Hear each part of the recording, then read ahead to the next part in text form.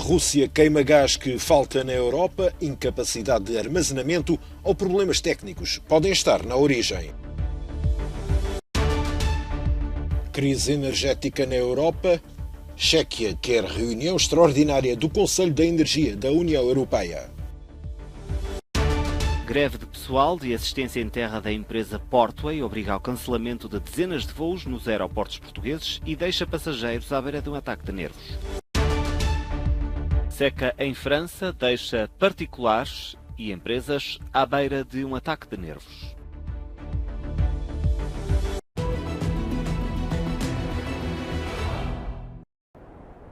Enquanto os consumidores europeus sentem os preços da energia aumentarem de forma gigantesca, nas fronteiras orientais da União Europeia, a Rússia está a queimar milhões de metros cúbicos de gás por dia. Uma grande chama é visível acima da fábrica de combustível liquefeito de Portovaia, na região de Leningrado.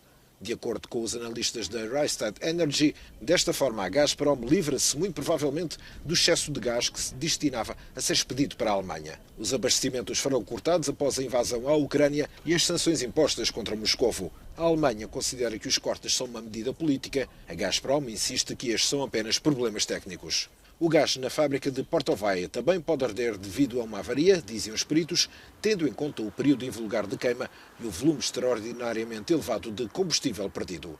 A situação pode alimentar mais críticas dos ambientalistas. A Rússia tem os maiores volumes de gás queimado durante a exploração mineira, o que leva a emissões adicionais de dióxido de carbono, bem como de produtos de combustão que vão para o Ártico e aceleram o degelo. Em abril, a União Russa de Industriais advertiu que, com o início da guerra e após novas sanções, as empresas seriam forçadas a aumentar significativamente a queima do gás associado.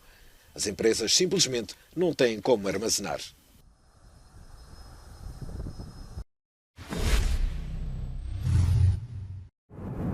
Guerra na Ucrânia, sanções económicas, inflação desenfreada, chantagem energética, seca extrema. A Europa não sabe o que mais fazer para se proteger da tempestade perfeita que assola os preços da energia, que para muitos cidadãos parece uma ameaça existencial para o próximo inverno. Podem ter de escolher entre o aquecimento ou a alimentação. Enquanto o ministro da Energia da Chequia anuncia que vai propor a convocação de uma reunião extraordinária do Conselho da Energia da União Europeia o mais cedo possível, o governo português anunciou novas medidas para mitigar o aumento do gás natural e que os preços no mercado regulado serão menos de metade do anunciado pelos comercializadores. A situação é paradigmática nas duas principais economias europeias. Em França, um país altamente dependente da energia nuclear, o encerramento de numerosos reatores devido à necessidade de manutenção fez subir o custo por megawatt-hora para 10 vezes mais do que há um ano. Na Alemanha, fortemente dependente do gás russo, os cortes contínuos de abastecimento pela russa Gazprom e o encerramento previsto do gasoduto Nord Stream a 31 de agosto apontam um quadro semelhante. Para piorar a situação, as energias renováveis sofreram as consequências de um dos verões mais quentes e secos. Os rios estão esgotados e o vento tem estado ausente.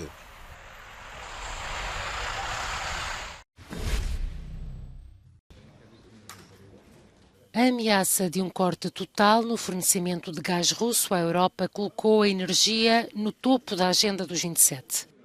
Neste contexto, o governo espanhol viu uma oportunidade de se tornar um eixo fundamental na política energética do continente. O país tem uma capacidade de armazenamento de gás natural liquefeito de 35% do total da União Europeia e do Reino Unido em conjunto. Possui uma extensa rede de gasodutos que lhe permite criar pontos de ligação com vários países como a Argélia, Marrocos e Portugal para transportar este tipo de gás.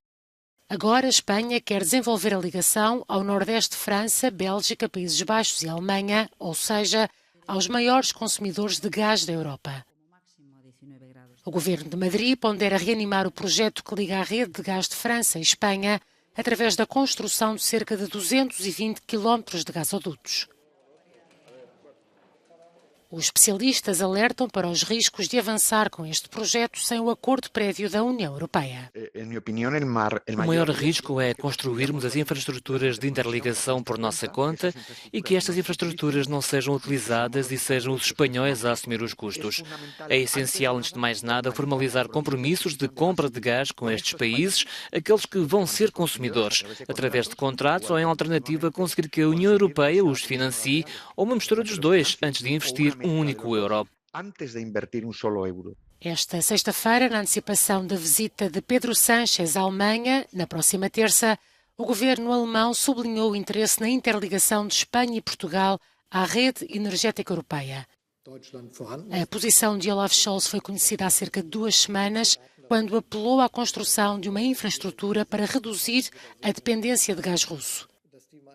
Na resposta, o primeiro-ministro português garantiu que a Alemanha pode contar 100% com o empenho de Portugal para a construção do gasoduto.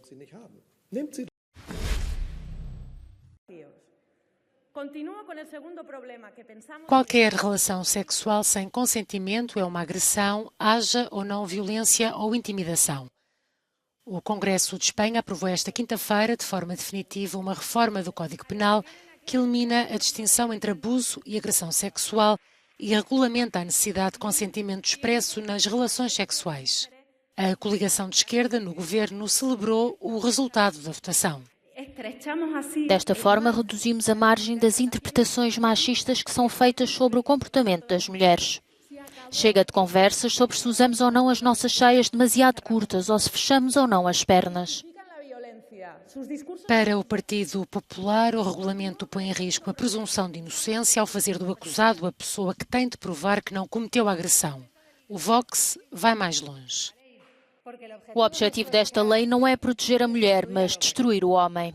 A Lei da Garantia da Liberdade Sexual, conhecida como a Lei Só Sim é Sim, tem origem na controvérsia gerada com o caso La Manada. 5 homens foram condenados a 9 anos de prisão por abuso sexual cometido em grupo contra uma mulher de 18 anos. No Supremo, a sentença foi aumentada para 15 anos.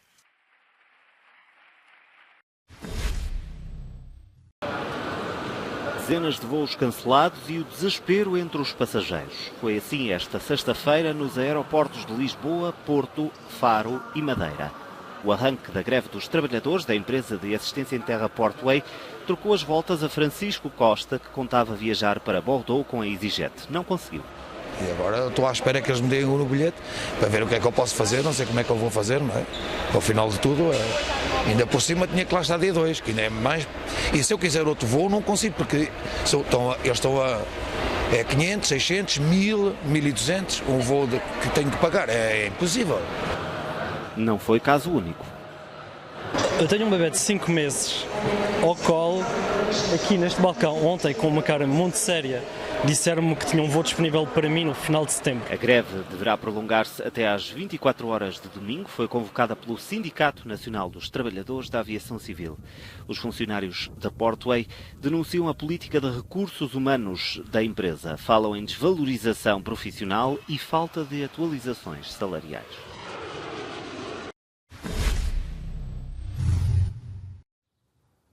Por causa da seca, em França há várias casas em risco. As fissuras começaram a multiplicar-se em imóveis construídos sobre terrenos argilosos. Uma dor de cabeça para os proprietários, que pode atingir até 10 milhões de casas este ano. Aqui está uma fissura. Há risco de perigo se esta fachada cair com o telhado. Isso seria catastrófico. Nas regiões vínicas, a vindima também começou este ano mais cedo, em meados de agosto. Normalmente arrancava a meio de setembro, uma consequência da seca, dizem os especialistas, e das alterações climáticas. Geralmente regamos antes de plantar, logo depois da plantação da videira e talvez 1 ou 2 vezes. Mas agora talvez seja a 4ª vez que regamos as vinhas jovens, além do que costumamos fazer normalmente. Nos pastos falta alimento para o gado. O norte de França foi uma das zonas mais atingidas. As 80 vacas leiteiras de Gilles Dourlin deveriam estar a pastar nesta altura, mas não têm o que comer. O agricultor recorre à forragem armazenada para o inverno. Em princípio, se não puderem ser alimentadas, as vacas serão vendidas. E, se forem vendidas, haverá menos leite no próximo ano, o que significa ainda mais pressão sobre os produtos lácteos a partir de 2023. O fenómeno que se verifica em França é transversal a vários países europeus. De acordo com dados do governo, em Portugal, 60% do território encontra-se em seca extrema e 40% em seca severa.